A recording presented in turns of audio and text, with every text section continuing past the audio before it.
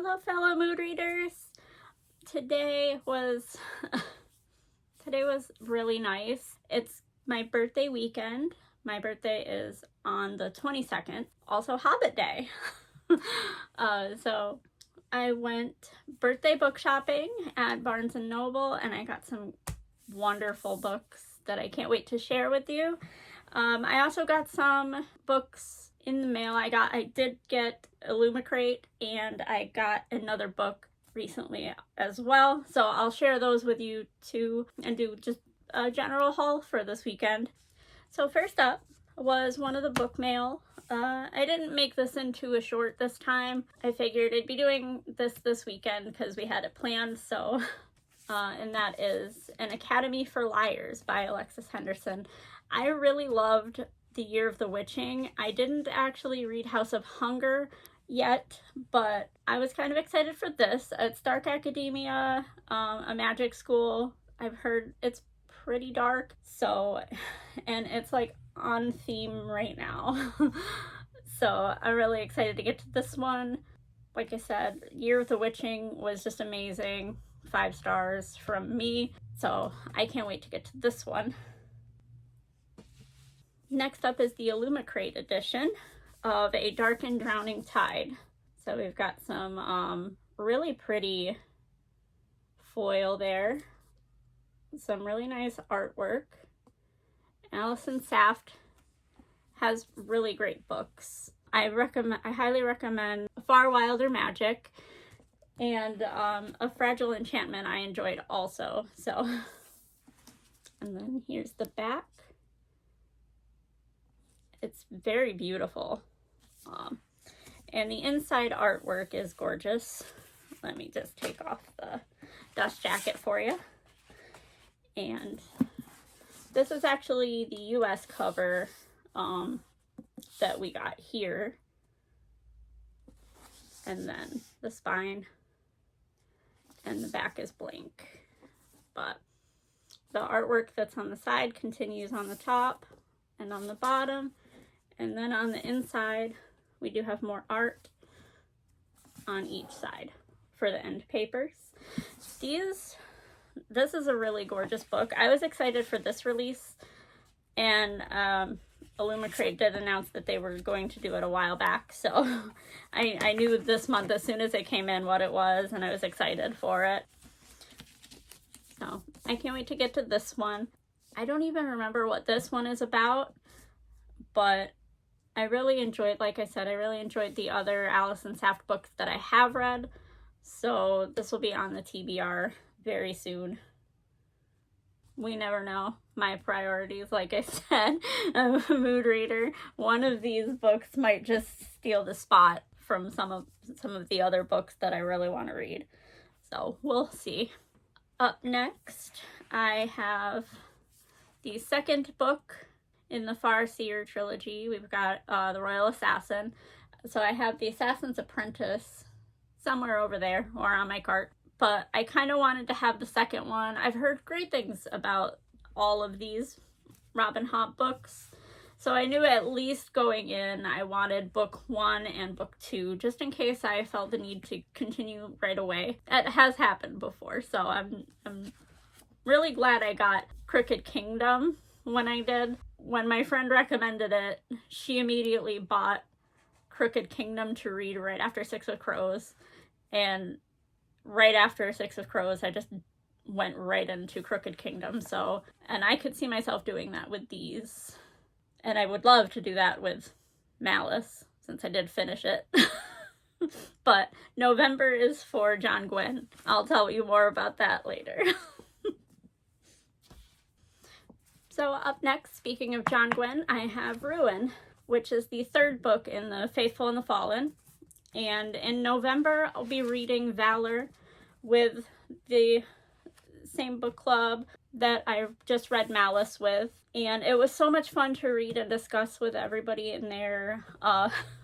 And it was just, it's really nice to have somebody to talk to when you're freaking out about books. So I can't wait to read Valor with them, and hopefully we will continue and read Ruin and then Wrath afterwards. So I grabbed this in anticipation of a lot of John Gwynne towards the end of this year, because we have Fury of the Gods next month. So I'll be diving into that also in November. You will be hearing a lot about John Gwynne for the next few months. So I'm sorry. But these books are amazing. I know they're chunky, but they're fantastic. Bloodsworn Saga is wrapping up with Fury, so I'm just so excited because that shot right up to being some of my favorite fantasy books that I have read. While these ones, Malice, I can't believe was a debut. He's just an incredible fantasy writer. I can get if you're not into this kind of fantasy and you don't like multi-POV, but if those things don't bother you, definitely check these out. I can't say like much more because they're just so amazing and I could go on forever. And I want to also just shout out Rachel. Thank you for letting me join with the read alongs, and I'm just so excited to get into the rest of these with you guys.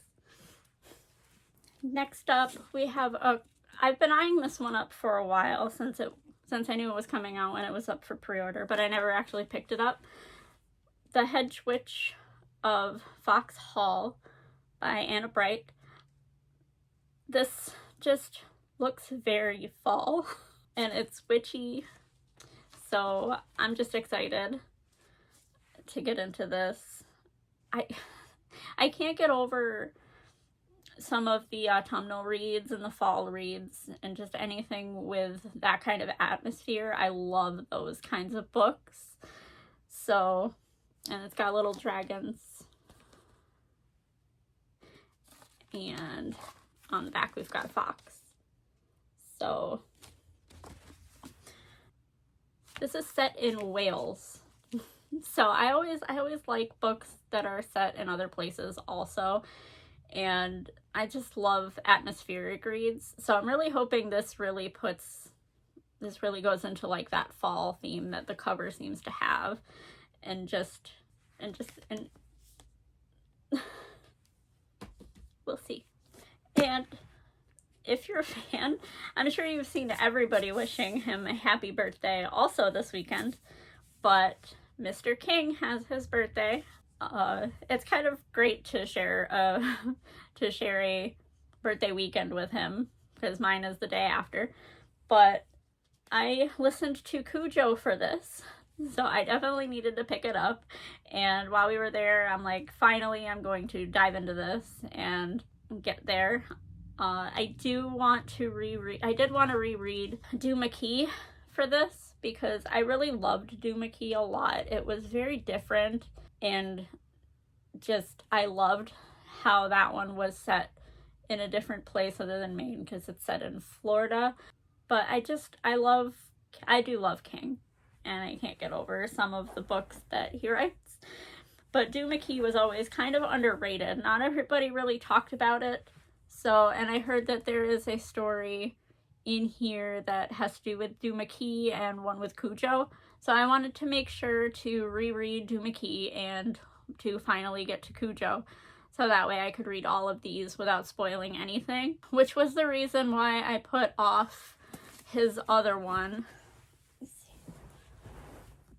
I put off If It Bleeds because I heard there was a short story in there that contained spoilers for one of the other series that he had. So I took care of reading through Mr. Mercedes. I think that might have been it, actually. So I did get the book down just to make sure I wasn't speaking incorrectly.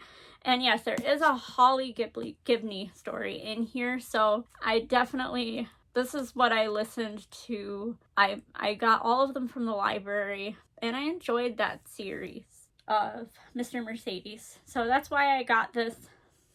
That's why I got through that to get to this, and I didn't read this yet. I know I believe Mr. Harrigan's Phone, which was a Netflix adaptation, was also in this, but that's why I haven't made it to it, because I wanted to make sure not to spoil myself on some of this, because I actually did with The Outsider.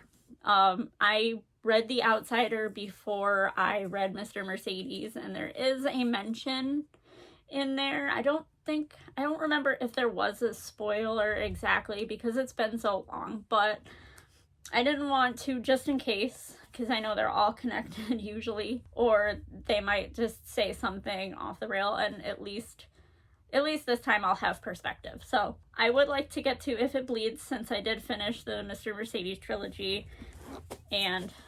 but I picked this one up. I absolutely love this cover. Look at that, because you have the island, but it's not just an island.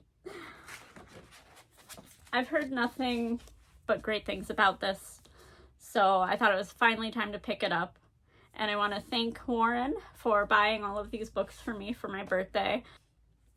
I was so excited to go birthday shopping and get a bunch of these. It was hard to make some decisions, but I quavered back and forth on The Lies of Locke Lamora. I'm not sure on that one, so I think I will get the audiobook of it and see how it is before I actually buy a copy. So these are all the books that came in recently and my book haul from today. So thank you for joining me. Thank you for watching, and I'll see you guys in the next one.